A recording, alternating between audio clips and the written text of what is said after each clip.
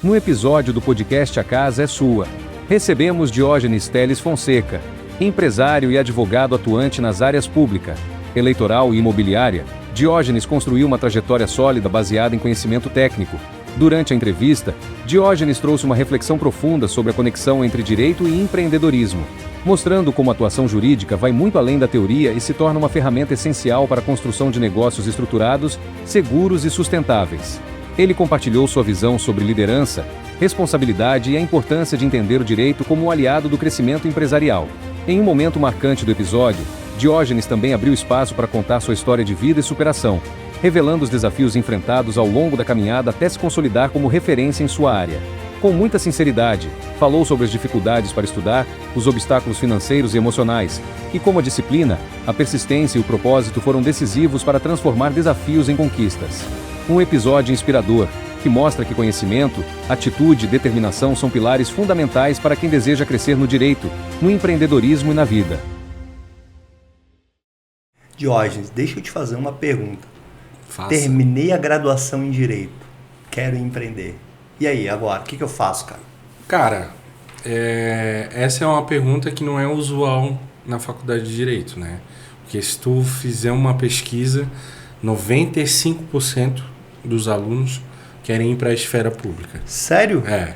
Eu imaginava que o pessoal queria advogar, empreender, processos. Não. Se tem uma ideia até um pouco errada, um pouco confusa, de modo geral, as pessoas acham que vão enriquecer na esfera pública, né? E há uma ideia de que um alto salário vai te dar uma estabilidade financeira e vai te dar acesso a muitas coisas boas. Não está totalmente errada essa ideia, mas é uma questão de perfil. O que vai te enriquecer, de fato, é a esfera privada, né? Não necessariamente a advocacia, porque a formação de direito te dá a possibilidade para inúmeras coisas, não só a advocacia. Te dá muito conhecimento. Dá muito conhecimento, obviamente. Claro. Você pode atuar de várias maneiras na esfera privada, né? Claro. A advocacia é uma delas, né? E a advocacia empreendedora é uma advocacia de desafio. O empreendedor é um cara que gosta de desafio, não é um cara parado, entendeu? Esse é um ponto. Então tu tem que ver o teu perfil. E gosta do risco também, né? Eu não vou dizer que gosta do risco, mas encara o risco. Entende que é necessário encarar o risco. Parte. Porque você falou uma coisa que é bacana, né? Não sei se você sabia, eu sou economista e eu invisto em ações. E a profissão de advogado, depois a de engenheiro, é de uma que mais tem pessoas que estão na bolsa, cara. Como investidor, muitos. Eu tenho bastante curiosidade, tá? Eu só não tenho a expertise e a coragem ainda. Eu tô entendendo que é necessário. E existe muito. E quando você falou que o pessoal procura mais a esfera pública do que a privada, eu confesso que eu fiquei surpreso. Sim. Eu nunca fui muito de assistir série, mas teve uma série americana, Suits. Muito boa, né? Harvey, eu acho aquele cara sensacional. É que a advocacia de lá é diferente. Daqui. A advocacia de lá de fato, esse o mecanismo de enriquecer. E lá tem grandes escritórios. Eu vou usar um termo aqui que talvez não seja o mais adequado, mas eu acho que a advocacia de lá é mais valorizada do que aqui. Primeiro porque, por exemplo, aqui nós temos 2 milhões de profissionais. Nenhum país do mundo tem tanto profissional advogado. 2 milhões para uma população de 200 milhões. Isso. Então, um advogado para cada 100 pessoas. Isso, em média. Então, assim, nos Estados Unidos, o sistema judiciário deles é diferente. Claro. O sistema deles, o extrajudicial deles é muito melhor trabalhado que o nosso. E uma mudança que ocorreu na nossa lei de processo civil era baseada na lei deles lá. E antes de entrar em vigor, houve uma mudança e foi retirado esse mecanismo. Mas a ideia do extrajudicial deles, tanto é que as audiências, se tu vê, tu que gostou do Suits, eles fazem uma audiência prévia de oitiva, né? E aí depois eles vão pro juiz. Parece que o negócio já tá meio que decidido antes. O nosso sistema é o contrário.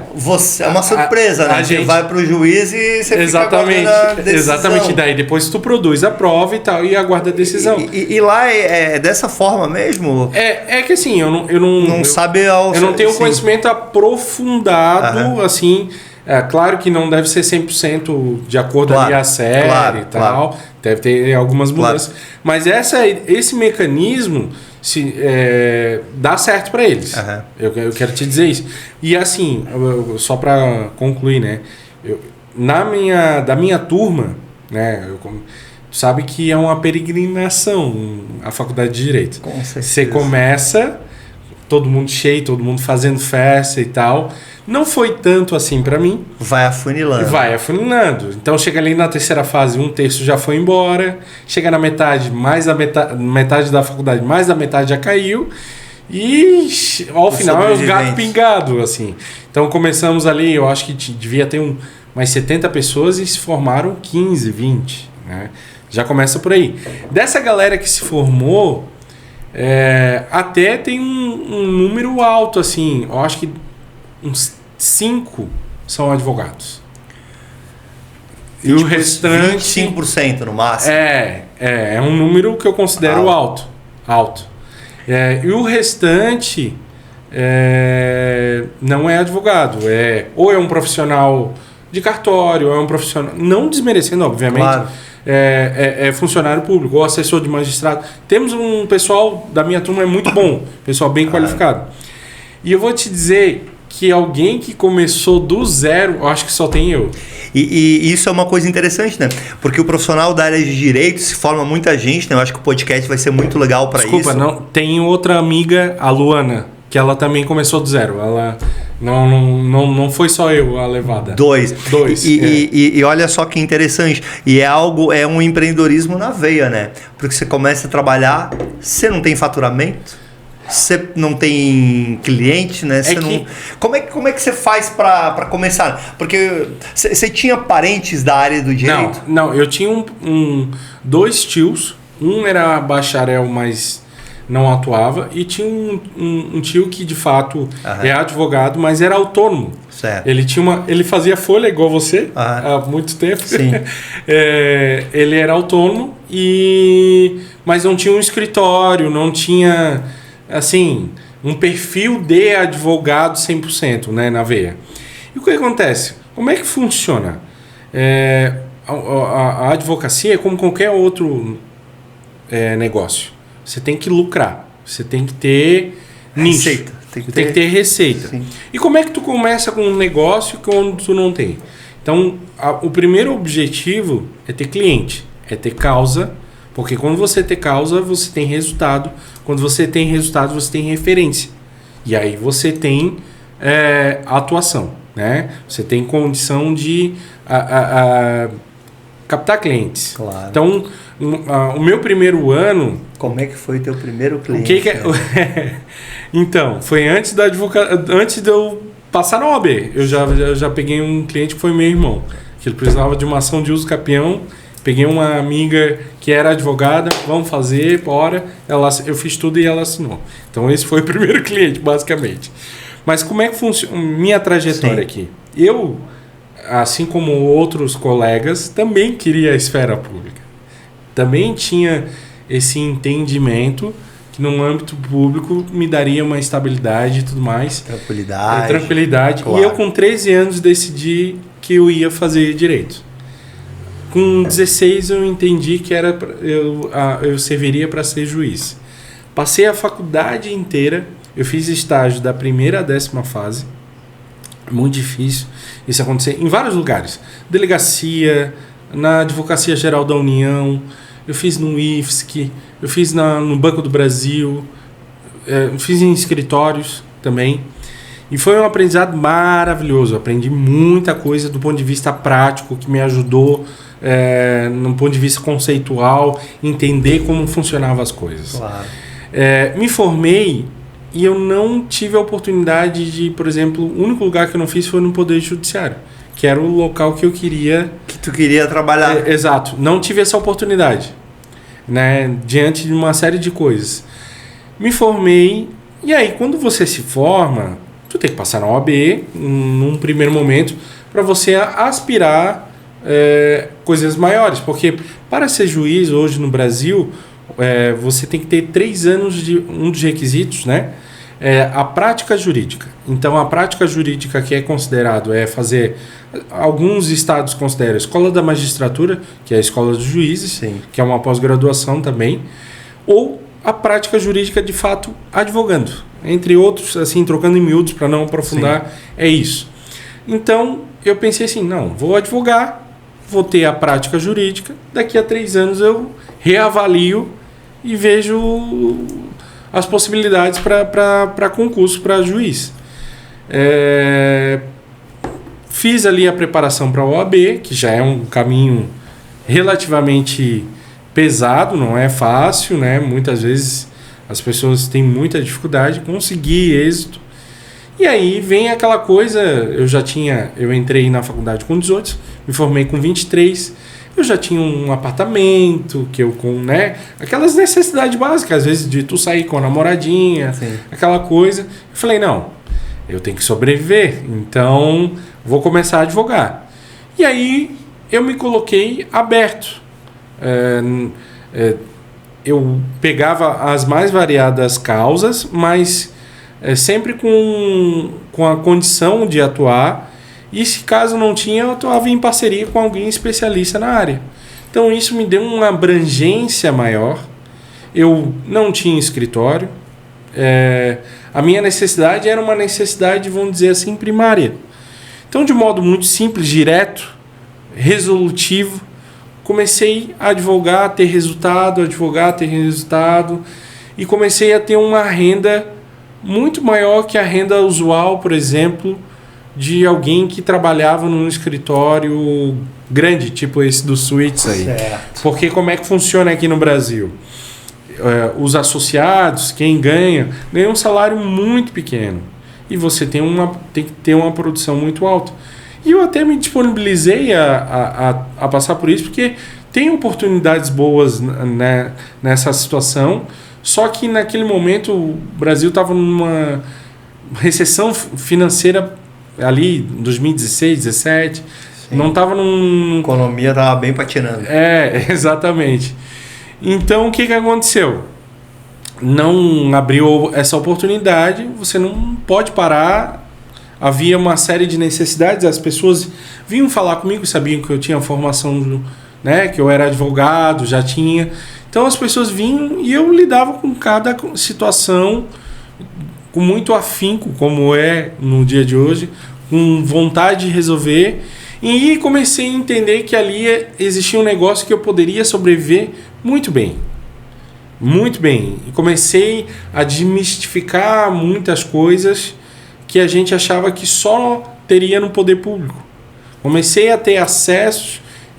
Uma das minhas primeiras ações, num recesso judiciário, eu tirei um carro.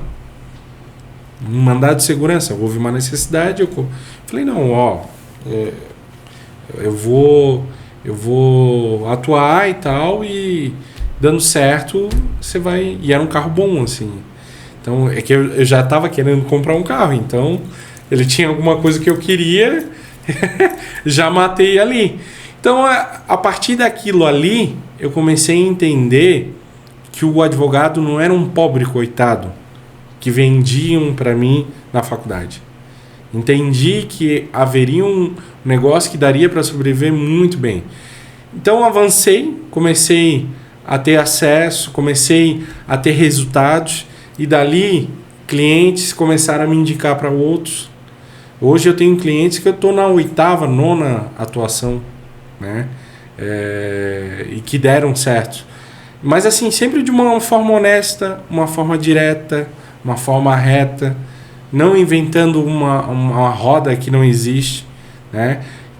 Que o judiciário ele é muito complexo, então você não pode nunca vender um resultado, né? Por mais que você acredita e tal. Então isso me trouxe frutos. A gente planta para colher, né? Isso é legal. Bom, e deixa eu te fazer uma pergunta, Joyce. Você já falou que tem muita gente que é da área do direito e que talvez na universidade eles não incentivam tanto o empreender na área, né? E que tem várias possibilidades. Hoje, você recomendaria para alguém fazer direito e que existem oportunidades reais de crescer, de ter sucesso? Que você está ainda no começo da carreira, vai ser longa ainda, né? E a jornada no começo sempre ela é mais difícil, né? Com certeza. Não tô tão no começo, já faz 10 anos que eu atuo. Mas, mas vamos lá, quanto que é uma carreira média? É uns 30 anos pelo menos. Com certeza. Então você está no primeiro um terço. Não, beleza. É que eu considero o começo ali os primeiros 3 anos. Claro. Entendeu? É que economista é um cara meio... Não, com certeza. Mas o que acontece? Eu acho que o direito, como regra geral, é bom para uma formação humana. Se você vai trabalhar na área, algo assim, é uma outra questão. Estou te sendo bem honesto. Eu considero adequado que as pessoas tenham conhecimento sobre os seus direitos, independente se vão usá-los ou não. Eu acho que deveria ser algo que um homem médio tivesse conhecimento. Se a gente tivesse esse nível de instrução, muitas coisas talvez estariam de forma diferente. Melhores, inclusive. Esse é um ponto. Assim, o segundo ponto é... Desculpa, eu esqueci qual que era a pergunta. Que eu perguntei se você recomendaria, né, para alguém fazer direito. Tá. Sim, Você falou que como humanas é show, porque independente se ele for atual ou não, vai ter muito conhecimento e que vai saber sobre as leis. E a segunda situação, eu recomendaria, claro, você tem que ver qual que é o teu perfil. Mas o direito, ele tem inúmeras possibilidades e inúmeros negócios ali. É como você vê ele, né? A partir do... Às vezes, eu vou usar um termo aqui, mas o direito, literalmente, no lixão você acha um diamante. Muitas vezes. Muitas vezes isso acontece. Às vezes tem um cliente que você considera que muitas vezes não vai te dar um retorno financeiro e dali se abrem inúmeras oportunidades. Mas você tem que estar preparado para receber essa oportunidade. Você tem que estar instruído. E você, como qualquer outra coisa na vida, você tem que se dedicar para aquilo. Se não adianta abraçar o mundo sem ter qualquer condição de entregar aquilo que tu se propõe a fazer. Então, tu tem que ter esse nível de dedicação. Essa é a realidade. Como qualquer empreendedor tem, se propõe a fazer aquele produto que tem você aqui nas suas cortinas e tudo mais, você vai entregar um produto com nível de qualidade bom, com bom preço, com bom atendimento, com bom recall. Então, você tem que ter essa disposição. Qual que é a dificuldade que a gente encontra em inúmeros profissionais? Muitas vezes, porque na faculdade de Direito, nós somos ensinados a atuar num processo judicial, dar uma orientação jurídica, mas a gente muitas vezes eu vou afirmar, atender, a ouvir, a saber mudar a ideia do cliente. Vender, né? Vender. Você precisa vender. Exato. Para você ter um cliente, você precisa vender. Exato. Para você poder ganhar um processo, você precisa vender o teu trabalho para alguém. E vender a tua ideia até para o juiz. Para o juiz também, né? Claro. Entendeu? Então, assim, isso é uma expertise que eu e inúmeros profissionais a gente criou ao longo da vida, né? Mas a faculdade não nos traz isso. E você vai desenvolver isso. E assim, cada fase é uma oportunidade. Se você tiver esse olhar, você é do direito. Você tem que ir para o direito. Porque lá você vai ver inúmeras possibilidades. Eu me lembro de coisas que eu assistia às aulas e eu tinha essa visão. Onde é que lucra? Onde é que está o negócio aí? Onde é que tem a possibilidade de negócio? Né? Eu sempre tinha essa visão. Se tu for com essa visão, possibilidade de negócio, ganho, eu acho improvável não se desenvolver um empreendedor? Que ele não vai se desenvolver. Bom, vocês já viram que a gente já teve várias dicas, né, para quem é da área do direito, como empreender nela. Para que a gente possa ter o nosso podcast, A Casa é Sua, né, que ele é voltado para o conhecimento, e hoje é um dia bem feliz porque foram poucos. Hoje é o convidado 108. Opa. Convidado 108 e pouquíssimas vezes a gente conversou sobre o direito, talvez a primeira dessa forma, né? Como empreender na área do direito. E então pra gente é uma honra, e para que a gente tenha um programa, a gente tem os nossos patrocinadores. Nós criamos um nome que a gente chama, o nosso patrocinador principal a gente chama, eu criei de patrocinador cultural, porque o podcast A Casa é Sua, ele é para trazer conhecimento e dicas práticas para que a pessoa que nos acompanha, que seja que isso possa fazer sentido e de repente mudar a vida ou a trajetória dela. Para isso que a gente existe, né? Então o nosso convidado é o nosso patrocinador cultural, é o nosso patrocinador mais importante, porque é você, Diógenes, com tua experiência e com teu conhecimento que vai poder proporcionar isso para a nossa audiência, né? Para quem vai ver esse nosso conteúdo, né? E o objetivo aqui é ensinar e trazer conteúdo genuíno de quem coloca na prática. Nada contra quem é só da teoria, mas eu sou muito da prática, né? Daquilo que a gente faz e vê resultado, né? 90% da população, eu acho que é isso aí. Isso, né? E eu acredito muito. Então eu quero agradecer muito a tua presença, Diógenes. Imagina. Diógenes Teles. A gente vai deixar o contato dele, né, Lucimar? A gente vai deixar o contato também do teu escritório, que é o Teles Fonseca. Teles Fonseca, que vocês trabalham em quais áreas? Fazer um merchan agora. A gente atua em todas as áreas, é praticamente full service. A gente tem um advogado ou associado ou parceiro na área, então a gente tem condição de abraçar inúmeras áreas. E agora eu vou fazer um desafio com ele, né? Para que alguém assista esse podcast e o cara quer trabalhar lá como estagiário. Cara, de graça, tá? Não vai pedir para querer receber para aprender, tá? Você entendeu? Voluntário. Isso, bora. Exato. Porque eu sou... exatamente. A gente vai deixar aqui o contato dele. Então, muito obrigado. E também quero agradecer os nossos outros 2 patrocinadores. Um é a Carol Group. A Carol Group, que é a Carol Cortinas, a Carol Decor, a Carol Imóveis e a Carol Reveste. Eles gentilmente sempre cedem os ambientes, os espaços para a gente gravar. A gente grava aqui na Grande Floripa, a gente grava também em Balneário Camboriú e em São Paulo, na Faria Lima. Então, muito obrigado, Carol Group. Com certeza, se você não usou ou não fez algum negócio com eles, em algum momento você vai fazer. E também agradecer a Inovacom Contabilidade, que inclusive é a empresa de contabilidade da Carol Group, o Guilherme, o pessoal, muito obrigado. Mas como a gente não está aqui para falar de patrocinador, a gente está para falar de conhecimento. Bora. E com certeza tem desafios. Porque como que você acha que as pessoas normais enxergam um advogado? Pô, aquele cara que sempre está de gravata, tá de terno. Olha... Quais são os desafios da profissão? A imagem é um problema, claro. A gente aqui, o Brasil é um mercado jurídico, é um mercado singular, vamos colocar assim. Nós temos, nenhum lugar do mundo tem 2.000 universidades do direito. Então, nós formamos profissionais do direito a cada 6 meses.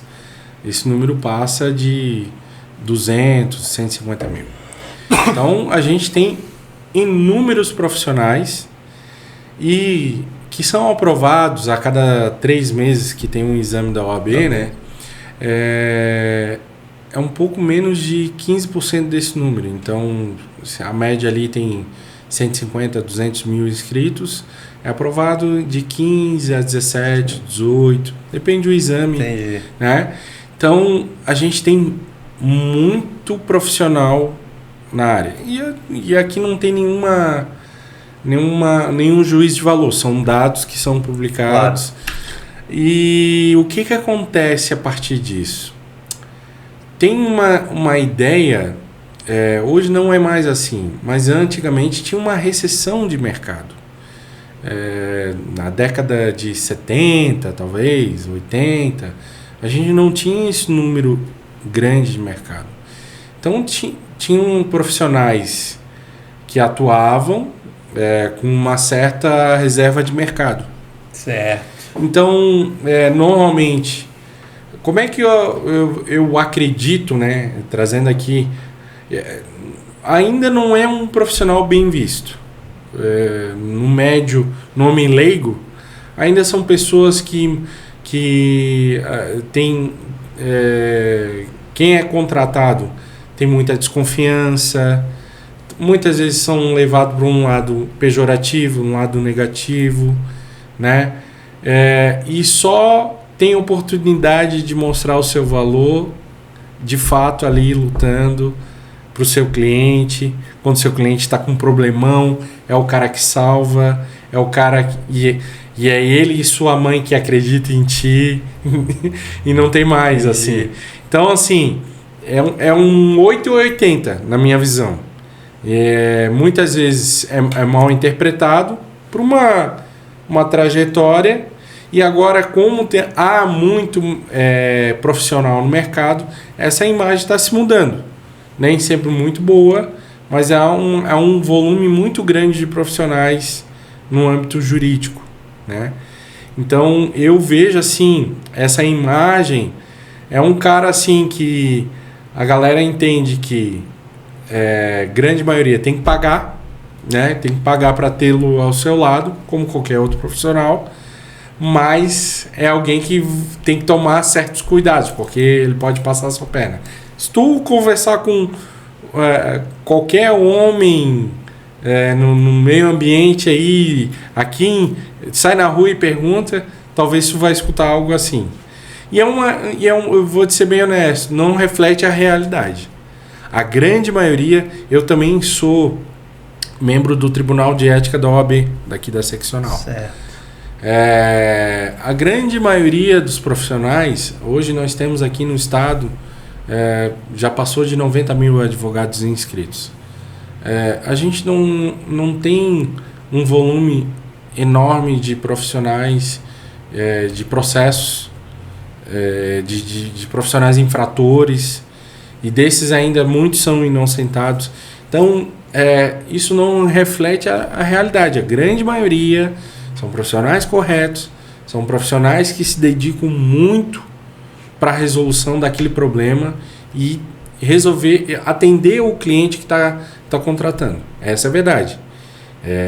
Quem fala mal de advogado pode ter tido uma experiência ruim, pode ter tido N situações, mas como regra, o advogado ele tem um compromisso muito grande com o cliente e tem um compromisso muito grande com a sua imagem, porque um mau advogado reflete na sua imagem, mas reflete toda a classe.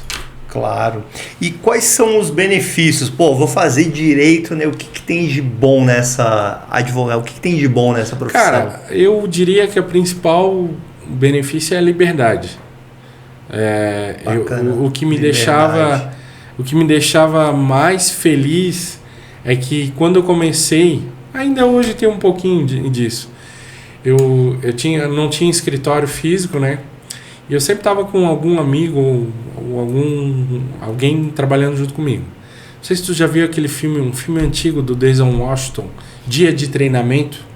Já assisti. É um excelente filme, né? O cara começa, ele vai numa boca de fumo, depois ele vai no prefeito, depois ele vai em tal lugar. Eu era aquele cara. Eu começava atendendo... várias realidades. Exatamente. Camaleão. Exatamente. Eu começava atendendo o pobre coitado e terminava atendendo o deputado. Entendeu?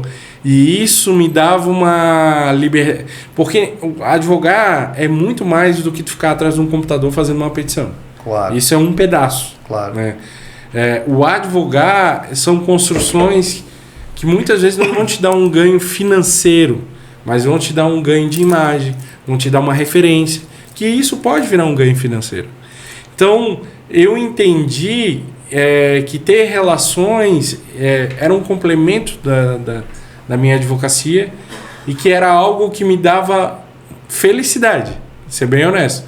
Eu pegava, muitas vezes eu morava no norte da ilha, saía de manhã e voltava às 7, 8 horas da noite e assim... tinha uma vivência muito, muito legal. Hoje, com o escritório, isso está um pouquinho mais reduzido, porque em virtude dos compromissos. Claro. Né? Mas eu gostava de ir lá, despachar com o juiz, né? Ia lá, atendia o cliente, porque aí eu já deixava tudo num dia só, né? Então, eu fazia vários tipos de atendimento. ter essa liberdade, ter uma liberdade de horário, ter uma liberdade de atender quem eu queria, da forma que eu queria, eu dava o preço. Ninguém dava o preço para mim. Claro. Então, a liberdade da advocacia é algo que eu considero muito boa. Muito boa. E para quem não gosta de monotonia, é a profissão. É ótimo, né? Show de bola. E deixa eu te fazer uma pergunta. Como é que vocês, advogados, enxergam a inteligência artificial? Essa é uma boa pergunta, né? Olha... Você sabia que depois ela vai poder ler todas as suas petições e ela vai, se você treinar ela bem, ela vai conseguir escrever igual você. Só que, claro, ela nunca vai ser o advogado, né? Ela vai talvez te ajudar. Olha, a gente, como qualquer outra inovação, a gente tem que aproveitar as coisas boas.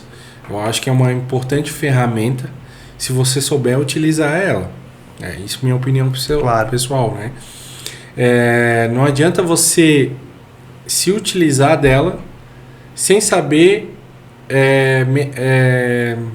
se aquilo que está sendo feito está certo ou está errado. Então, você tem que ter domínio sobre aquilo que você está fazendo. Primeiro ponto. O segundo ponto, a gente tem que ter, num dia de hoje, eu considero uma importante ferramenta, porque a gente também tem que produzir. Tem que ter entregas. Claro. Né? Então, nesse sentido, ela vem para corroborar e nos ajudar. Agora, como qualquer outra coisa, a gente tem que cuidar com os excessos, né? Não dá para IA julgar meu processo. Não dá. A gente teve aí casos, por exemplo, de uma magistrada, se eu não me engano, lá no Rio Grande do Sul, que ela recebeu uma condenação, um processo. A IA julgou o processo? Porque tinha 1.200 processos e ela estava utilizando a IA, né? E eu não vou ser hipócrita aqui, eu acho que até poderia utilizar, mas quem tem que dar a decisão no mérito no final é a magistrada, né? E também, assim, o Poder Judiciário, o magistrado, ele tem assessores, né? De primeiro grau, claro, é muito menor do que, por exemplo, um desembargador. Tem 20, 30, 40 pessoas, às vezes, que vão auxiliar. Porque é um volume de processo muito alto. É muita página. Ele não vai estar 100%, mas tem que se criar um mecanismo que o juiz possa assinar a petição. Senão o assessor assina, né? Então, assim, eu acho que é positivo. Mas tem que tomar cuidado. Eu acho que é uma coisa que a gente tem que avançar. E o direito, ele tem muito isso. Antes os processos eram físicos, né? Eram enormes. Antes o advogado fazia naquela máquina de datilografia. Precisava todo mundo estar lá no mesmo lugar, né? Hoje cada um está no seu lugar, assim, e está tudo certo, né? A gente tem que aproveitar a tecnologia. A gente estava falando ali antes de entrar aqui, de questões trabalhistas e tudo mais. Eu, no começo da minha carreira, eu fiz algumas audiências trabalhistas que eram audiência conciliatória, que assim, muitas vezes é rápida, depende muito da outra parte querer resolver e tal.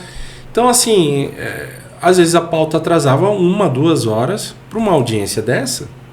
E olha a perda de tempo. E para mim tá no horário, e eu tenho que estar no horário lá.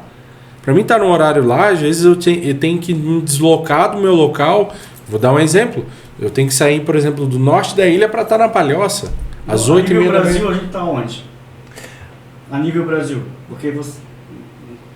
Norte da ilha... Florianópolis, né? Desculpa. Então, norte da ilha de Florianópolis, para sair... para chegar no centro da Palhoça, por exemplo. Uns 30 quilômetros. Muito mais, dá quase 100 quilômetros. Num horário de pico. Então, o horário normal eu ia levar 1 hora. No horário de pico é 2 horas, 2 horas e meia. Então, para fazer uma audiência dessa, sendo que hoje eu posso estar num ambiente adequado, com a vestimenta adequada, é importante salientar isso, e no horário da audiência eu entro no link e estou ali. Claro, tem a mesma finalidade. E resolve-se do mesmo jeito. Olha só, eu economizei o meu tempo, que não tem valor, 2 horas, para chegar, para ir, para voltar, economizei gasolina, vamos dizer assim, alimentação, manutenção do meu carro. E de todos os outros participantes, exatamente, testemunhas, réu... Então, assim, isso é positivo. Claro. Positivo. Claro que tem excessos, tem problemas, e aí se resolve, né? E agora a gente está chegando numa terceira etapa. Então, hoje o processo ele é todo digital. Hoje eu tenho condição... eu não sou aquele advogado que tu falou ali, vou trazer aqui o Nelson Willis, que tem atuação presencial em todo o Brasil, mas eu tenho condição de atuar, por exemplo, num tribunal de São Paulo. Eu fiz sem problema nenhum. Recentemente, há 2 semanas atrás, fizemos uma audiência de instrução, que é aquela que colhe prova, oitiva e tudo mais, no meu escritório. Atendi na Justiça lá de São Paulo. Hoje eu tenho ações no Brasil inteiro. Se o processo não fosse 100% digital, eu não teria essa condição. Não teria como, né? Então, abre uma questão até de oportunidade de trabalho. E geográfica, né? Que você precisa estar num lugar, isso entendeu? É bom, né? Que o meu cliente que tem confiança em mim, não precisa contratar o cidadão lá de outro estado, que ele não tem relação e tudo mais. Não desmerecendo, obviamente. Então, isso fortalece, isso ajuda e equipara também os grandes com os pequenos, né? Dá uma equidade. Agora a gente está na próxima etapa, que aí é um mecanismo que eu acho muito bom, muito interessante, só que a gente tem que ter cuidado e uma certa administração da utilização, para não ter excesso. Show de bola. Bom, Diógenes, a conversa está excelente, mas a gente está chegando na parte final. Sim. E sempre na parte final eu faço 2 perguntas para o nosso convidado, né, para o empreendedor, empresário, que eu acho que são importantes. A primeira é, se você fosse começar hoje como advogado, o que você faria para ter cliente? A segunda é, já atuo um tempo como advogado, mas acho que a minha carreira tá andando em volta, não consigo sair do lugar. Sabe a roda dos ratos? O que você faria? Boa. Eu vou te dar o meu exemplo. Certo. Eu lutei muito contra essa vocação da advocacia. Então, tu tem que se conhecer. Eu vou te dar um exemplo. Quando eu estava 8ª, 9ª fase, estava fazendo estágio no Banco do Brasil, e um advogado olhou para mim e falou: Diógenes, o que tu quer ser? Eu quero ser juiz. Tu não tem perfil, Diógenes. Tu tem perfil de advogado. E eu lutava contra isso. Eu achava que o meu caminho era na magistratura. E não me desmerecendo, que é uma carreira maravilhosa, mas a vida te dá sinais que o caminho que tu tem que seguir. E tu não precisa remar contra a maré. Então, vai experimentando. Primeiro, tu tem que ter conhecimento de ti. Saber aquilo que tu gosta e aquilo que tu não gosta. Eu acho que é o primeiro passo. Eu demorei muito para abrir um escritório. Ter um local físico. Certo. Porque eu tinha muito essa dúvida. Eu demorei quase 3, 4 anos. Eu tinha muito essa dúvida de ser advogado ou não ser, e ir para a magistratura. Eu acredito que se eu tivesse feito esse caminho anterior, porque já no primeiro ano eu já tinha clientes. Eu iria... Se eu abrisse o escritório antes, eu acredito que agora eu estaria em outro nível de advocacia. Teria sido mais rápido. Exatamente. Então, às vezes, demorar muito para agir é ruim. Exato. Então, assim, se está dando o caminho, Deus está te dando esses sinais, você só tem que seguir. Eu acho que essa é a primeira situação. A segunda situação, eu demorei... Eu estou falando erros meus. Certo. Que eu demorei muito para... É que foi nesse período de abertura. Eu acho que eu demorei muito para me profissionalizar ainda mais. Ter uma rede social adequada, profissional. Eu demorei muito para me acordar nisso, na advocacia. E eu acho que hoje o caminho mais rápido e prático é trabalhar bastante as redes. Porque as redes te dão um volume que no início da carreira tu não tem. Seja a pessoa que vem te procurar para questionar, seja aquele que quer tratar de um processo específico. Ali vai te dando, inclusive, a experiência de como lidar com o cliente e o que não fazer, ou a questão do know-how de vendas, por exemplo. Ali vai te dar o contato. Então, eu comecei a advogar, vou definir uma área em específico que tu gosta. Não quer dizer que você não possa pegar uma área que tu não gosta, né? Às vezes é uma questão de nicho de mercado, claro, mas de capacidade técnica, né? E não pega aquilo que tu não tem condição de fazer. Sempre pegue algum profissional que é especializado na área e vai trabalhar em conjunto contigo em parceria, e a coisa vai dar. Vocês vão entregar o que tem que entregar. Esse é o ponto. A segunda situação, a minha área. Eu também tive dificuldade nisso. Eu gosto disso. Eu gostava de várias coisas. Não quer dizer que eu não vou fazer. Não, mas como é que tu vai te vender? Eu vou me vender nessa área. Qual que eu sou especialista, isso, né? Que eu vou atuar... vou me vender nessa área. Mas não quer dizer que eu não vou pegar uma área diferente.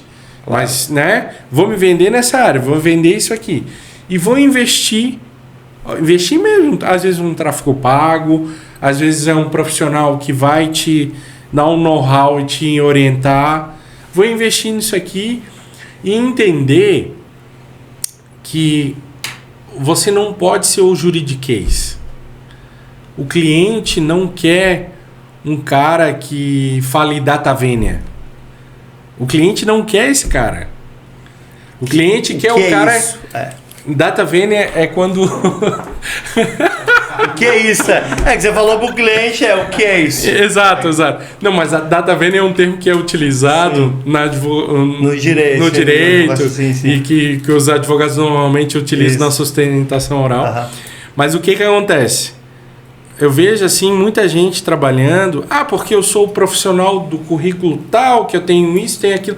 O cliente não quer isso. O cliente quer alguém que vença. Ele quer alguém que resolva. Quer vencer, resolva. Entendeu? É isso aí. O cliente quer alguém que resolva a dor dele. É isso aí. Entendeu? Então, não adianta tu falar data vênia, falar juridiquês. Às vezes tu sentar no cliente, falar, não é o ideal, tá? Mas falar a língua dele. Às vezes pode ser uma gíria, às vezes pode ser uma brincadeira, às vezes tu vai conquistar esse cara. Com certeza. E aí esse cara vai dizer... vendas. E esse cara vai dizer pra ti assim, porra, esse cara é gente boa, eu gostei desse cara. Porque a advocacia é relação, é confiança. É relacionamento. É confiança, é entrega. O cara tem que olhar pra ti e vai dizer, esse cara vai entregar pra mim. Aí tu pode só botar o valor e ele vai te pagar. É isso. Entendeu? Então, assim, tu tem que entender que tu vai para rede social, você não vai para divulgar o teu currículo no LinkedIn, não vai o Lattes, currículo Lattes, a tua pós-graduação, que tu já foi aquilo, que já foi o outro. Não. Tu tem que entregar o conteúdo que o teu cliente vai olhar e vai te contratar. E isso eu demorei bastante para entender, porque não era minha expertise, porque eu bati em monte e eu era um cara...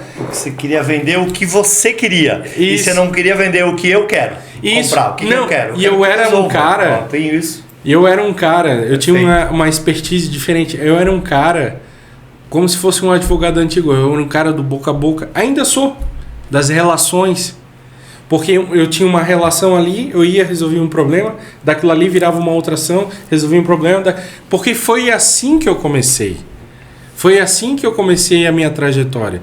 Então, um time que está ganhando não se mexe. Então, mas não quer dizer que você não pode fazer isso. O off é muito melhor que o online. Eu considero isso. Porque no off as coisas acontecem, mas o online é tão importante quanto. Então você tem que criar uma estratégia. Então, autoconhecimento, saber onde você está, saber onde você quer chegar e criar uma estratégia e vai. Deu certo, deu errado, só vai. Segue o plano. Passou 1 ano, passou 2 anos, senta e reavalia. Isso deu certo? Eu cheguei aonde eu queria chegar? Eu cumpri as minhas metas? Isso me deu satisfação pessoal? Porque hoje eu faço minhas coisas, o financeiro é uma coisa muito importante. Mas o financeiro não supre a primeira necessidade, que é uma coisa chamada felicidade. A gente tem que fazer as coisas e tem que se sentir útil, feliz com aquilo que faz. Entendeu? Então, isso eu aprendi em casa. O financeiro vai resolver 90% dos teus problemas. Mas o que tem de gente que tem financeiro e não é feliz, não se sente bem, não se sente útil... Muito, né? Com certeza. Então, assim, hoje eu vejo, luto pra cacete, luto pra caramba, pra conquistar. A vida não é fácil pra quem empreende.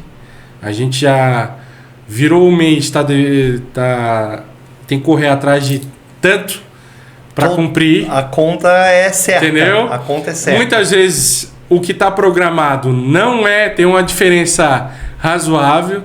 E tu tem que se melhorar. Tu tem que ser uma versão melhor do que tu foi no mês passado. Não só pelo financeiro, como profissional, como humano. E fazer acontecer. E é o desafio que nos move. Talvez se eu não tivesse esse desafio, eu estaria lá atrás, quando estava no começo.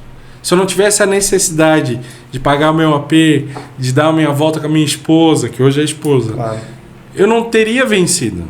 Não teria ido em frente. Hoje as necessidades são outras. Claro. Né? E é assim que a gente vai evoluindo, obviamente. Sensacional, muito bom. Bom, Diógenes, quero agradecer aqui tuas dicas, tua presença. Muito, muito obrigado. A gente valoriza muito e agradece muito os nossos convidados, porque eu considero que o tempo, ele é o ativo mais escasso que a gente tem. Verdade. Você vai conseguir comprar tempo de outras pessoas, mas nunca mais tempo para você, né? Sim. Isso não tem como... Tenho 24 horas hoje, virar 24 em um minuto. Não tem como, é 24. Então, por isso que a gente agradece muito e os nossos telespectadores. Deixar aberto aí, se tu quiser falar mais alguma coisa para a nossa audiência. Muito obrigado. Eu só queria agradecer a oportunidade de vir aqui apresentar a nossa trajetória, trazer algumas dicas que eu considero relevantes, né? Espero que o pessoal tenha considerado também. Dizer que eu estou à disposição, quando quiser me chamar, eu estou aqui e é um prazer participar dessa tua inovação. Queria te parabenizar. Você é uma pessoa que me parece ser muito resolvida. Tu faz isso de uma forma leve e eu estou muito confortável em estar aqui com você. Muito obrigado. Lembrando que a gente tem o nosso desafio, né? Você que é do direito, de graça, né? Porque para aprender você não vai nem precisar pagar, né? Mandar o currículo lá. Muito obrigado, cara. Valeu. Um abraço. Valeu.